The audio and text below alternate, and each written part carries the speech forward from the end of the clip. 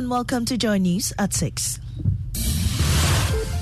The news is live on Joy 99.7 and hits 103.9 FM in Accra, in Kumasi on Love 99.5 FM, and over 30 affiliates across Ghana's 16 regions, including Jubilee Radio, Sun City Radio, Keta, Saboba FM Saboba, and A1 Radio Bolgatanga. Get radio, TV, and online content on the myjoyonline.com interactive app for Android and iOS devices. Coming up, ranking member on Parliament's Defence and Interior Committee demands probe into the killing of 5 persons suspected to be landguards at Bortianor by the police. The minister may have misled us, and we'll have quite a number of questions for him to respond to in the coming days. We have details as it says the extrajudicial killing by the police is becoming repetitive. Also, Ghana Police Service says efforts are underway to arrest and punish some persons captured in a viral video stripping a woman naked and subjecting her to beatings in the Upper East region in business. Ghana has a long way to go to restructure the over 400 billion cedi debt. We hear from ratings agency Fitch as it expects a second round of domestic debt exchange. Details on the Joy Business Report. And much later, General Arts, Greek and Home Economics students taking a turn in the NSMQ regional qualifiers in WA.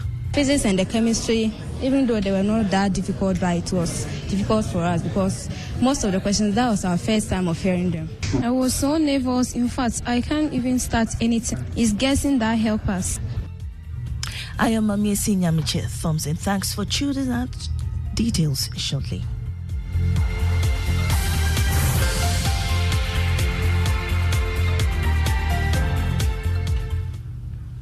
And in our first story, ranking member on Parliament's Defence and Interior Committee, James Agalga, says the circumstances leading to the shooting of 5 suspected landguards by the police at Bortianor has to be probed further. He says such accounts are becoming one too many. In November 2022, the Interior Minister Ambrose Derry said government will provide police personnel with body cameras in such high-risk operations.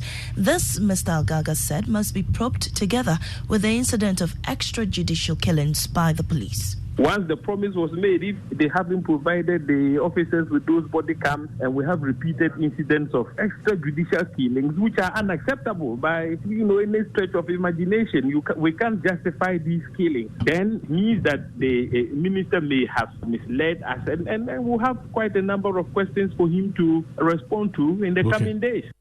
Meanwhile, security analyst Dr. Adam Bona cautioned that the investigations should not lead to the empowerment of criminals. He spoke on Joy News Prime last night. Let's conduct more investigations, but let's not do anything that will seem to suggest that we want to empower those who are terrorizing us in this country.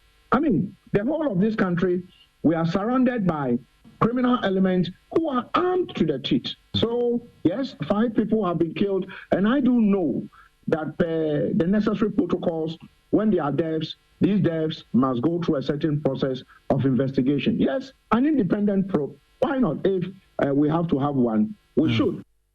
Dr. Adam Bona is security analyst.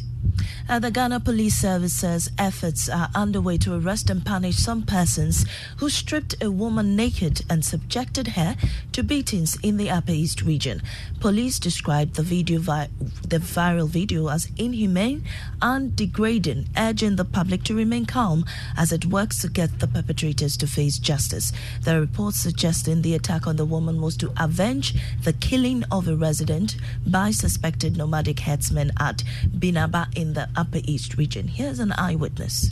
This particular video happened in a community called Kopela, which is closer to Binaba, around Zebila in the Upper East region. The information is that on the 30th of last month, a young man was killed in the Binaba community. The community members accused the Fulani herders in the area of being behind. And so there was a large-scale attack on the Fulanis in the area. A lot of people were actually in. The next day, this particular woman, the attack actually happened on the Fulani herders in Binaba, Kopela, and Zeliba.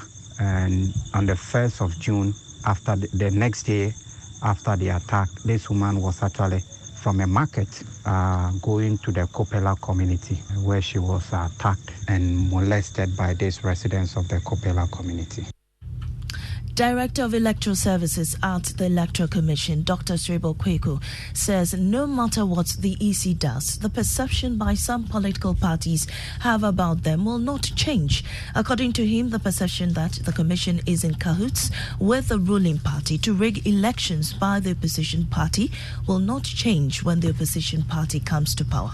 He was referring to recent accusations by the National Democratic Congress that the Commission was trying to rig the elections in favor of the ruling New Patriotic Party in the recent and upcoming by-election. Most often than not, when a party is in opposition, the Electoral Commission becomes the whipping boy. Any small issues, they will whip the Electoral Commission without any grounds. So if you look at the statement, we said that if they have any contrary view, they should provide. And I don't think there's any contrary view. So we are already putting across that they should stop attacking the Commission when they have no grounds to attack the Commission. Whether we like it or not, we are stakeholders in the game. The parties cannot do elections without the Electoral Commission.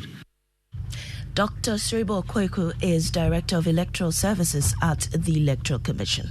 Local Government Decentralization and Rural Development Minister Dan Bortianor says the assessment of drain desilting in parts of Accra will mitigate the devastating impact of perennial flooding.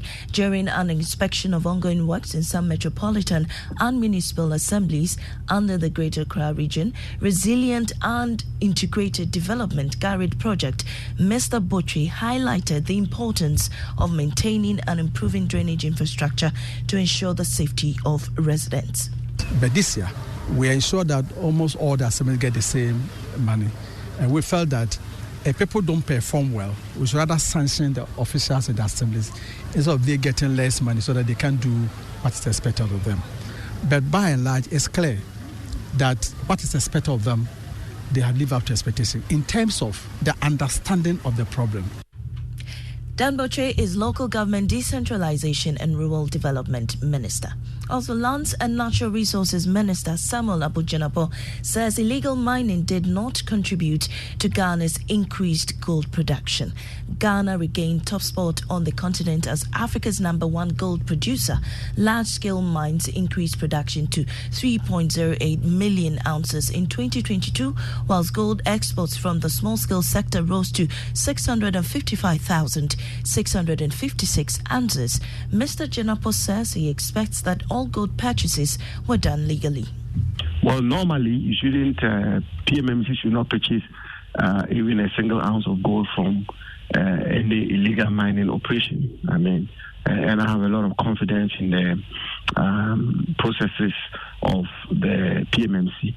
And so I want to believe that all of these gold which are purchased from legal small-scale mining operations which are adhering to the standards we set for the small-scale mining sector.